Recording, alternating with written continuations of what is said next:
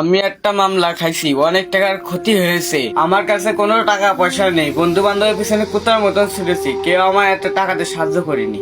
নিজের গাড়ি টাকা খরচ করে তাদের সাথে ঘুরে বেড়াইছি, কোনো বিপদে পড়েছে ফোন দিতে চলে গেছি। অনেক টাকার প্রয়োজন, উকিলে টাকা ছাড়া কাজ করতে পারছে না। তুই কি পারবি আমাকে সাহায্য করতে? কি সাহায্য করবো আমি তোর? তোর কাছে টাকা থাকলে আমাকে টাকা দে। তোর অন্য কেউ ধোকা দিয়েছে, আমি না। এরম স্টোরি আছে আমার মনে অনেক গাথা। আমার একটা বন্ধু ছিল কলেজ লাইফে, তার মাথায় তো চুল ছিল, তার থেকে তার বেশি সমস্যা ছিল। তার বাড়ি আত্মীয় স্বজন আসলে আমারে বলতো, তাহলে শোন। বন্ধু, আমার বাড়ি আত্মীয় আসা মানে তো তোর বাড়ি আত্মীয় আসা। আমার কিছু টাকা পয়সা লাগবে, বাজারে যে মাছ গোছ কিনতে হবে। কিছু টাকা পয়সা থাকলে দে। কত টাকা লাগবে? 1000 খানিক টাকা দে, আমি তো নতুন চাকরি পাইছি, পরে তোরে দিয়ে দিবানে। আচ্ছা দিস, সমস্যা নেই। এনে 1000 টাকা আছে। শুধু তো টাকা পয়সা নিতেই থাকোস, দেখ না তো। শুধু বলি দিয়ে দিবানে। আচ্ছা দিস। তোর মাথায় তো চুল আছে, তার থেকে বেশি তোর সমস্যা। এভাবে টাকা নিতে থাকলে আমি তো একদিন ফকির হয়ে যাবো, বুঝছিস তাইলে? তারপর? তারপর তার এলাকা ছোট ভাই ব্রাদার কিছু আবদার করে বসলো। বন্ধু, তুই তো জানিস কালকে আমার চাকরিতে ফার্স্ট জয়েন, তাই এলাকার ছোট ভাই বাগেরা ধরছিল মিষ্টি খাবে। তাই কিছু টাকা পয়সা লাগবে, যদি 500-600 টাকা দিতিস। থাক, আমার আর করতে হবে না এ কথা, আমি অনেক আগের থেকে পরিচিত। তুই যে আমাকে কবি, তা কত টাকা লাগবে? 500-600 মতো। 500-600? তা মিষ্টি কেজি কত? 500-600 টাকা। দেখিস আবার 500-600 টাকা নেবে কেন? কম টাকার মধ্যে মিষ্টি নেই? তোমার অত রাজকীয় মিষ্টি খাওয়ানো লাগবে না। কম টাকার মধ্যে যা পাওয়া যায় তাই খাওয়াবা। এ নাও, এখানে 500 টাকা আছে, মিষ্টি খাওয়াই নে। শুধু টাকা নিতেই থাকিস। যা দোয়া করি, চাকরি বাকরি করে দিবানে, ভালো কিছু কর। আচ্ছা বন্ধু, তাহলে তুই থাক, তুই টেনশন করিস না, তোর টাকা পয়সা সব দিয়ে দিবানে।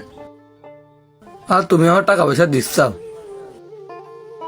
আবার একদিন এসে বলল যে বন্ধু, বন্ধু, কালকে তো এলাকার ভাই বাদারদের মিষ্টি খাওয়ালাম, তারা তো মিষ্টি খেয়ে অনেক খুশি।